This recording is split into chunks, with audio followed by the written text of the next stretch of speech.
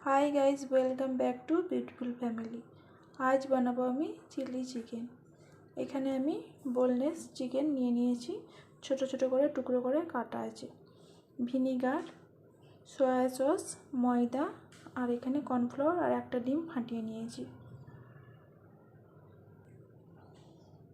প্রথমে আমি স্বাদ মতো নুন দিয়ে দিলাম।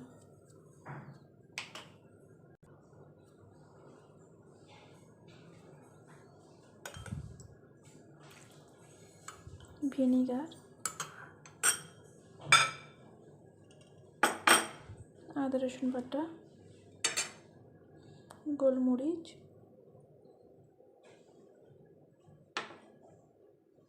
আর সয়া সস।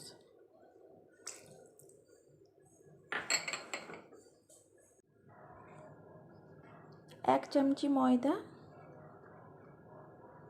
দিয়ে দিলাম,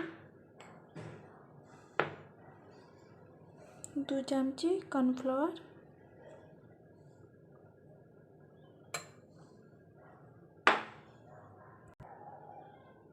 এখানে আমি আন্ডাটা একবারে দিয়ে মাখাবো না, অল্প অল্প দিয়ে মাখিয়ে নেব, না হলে আন্ডার ভাগটা বেশি হয়ে গেলে পানি পানি মতো লাগবে, তাই আমি অল্প অল্প দিয়ে মাখিয়ে নেব। এখানে আমার চিকেনটাকে ভালো করে মাখিয়ে নিয়েছি। এবার আমি এটাকে আধ ঘন্টার জন্য রেখে দেব। আধ ঘন্টা হয়ে গেছে, আমি এবার ফিরে এসেছি। চিকেনটা খুব ভালোভাবে ম্যারিনেশন হয়ে গেছে। এখানে আমি তেল গরম করতে বসিয়ে দিয়েছি। তেলটা খুব ভালোভাবে আমি গরম করে নিয়েছি। এবারে আমি একটা করে পিস দিয়ে দেবো।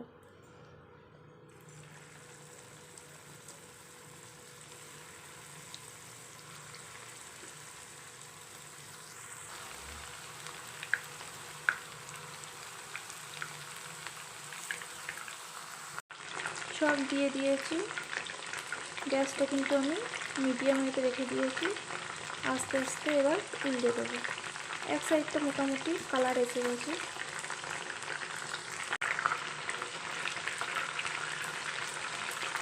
তো আমি উল্টে দিয়েছি, আরও এক সাইডটা ভালো করে ভেজে নিলে তুলে নেব। খুব সুন্দরভাবে লাল হয়ে গেছে, দেখতে পাচ্ছ। এইভাবে মশলা করে যদি ভাজা হয় খুব ভালো হয়।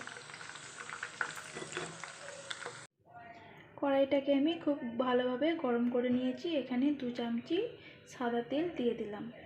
3 থেকে 4টে রসুনের কোয়া কুচি করে কাটা দিয়ে দিলাম। আদা রসুনও ওরকম কুচি করে কাটা আদা। হালকা ব্রাউন হয়ে গেছে, এবার কাঁচা লঙ্কা কুচি দিয়ে দেবো।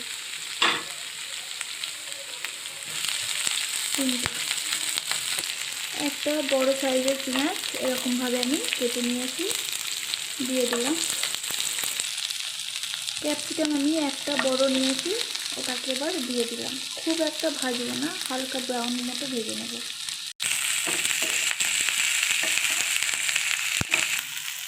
স্বাদ মতো নুন, চিলি সস 2 চামচি, সয়া সস 2 চামচি, আর এখানে টমেটো সস।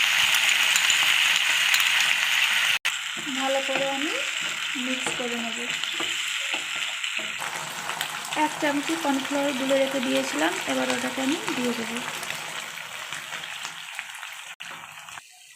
আর 2 চামচি মতো ভিনিগার। এইটা 1 থেকে 2 মিনিট ভেজে নিলেই হয়ে যায়, খুব একটা এই মশলাটা বানাতে সময় লাগে না। এবার আমি চিকেন ভাজাগুলো দিয়ে দেবো।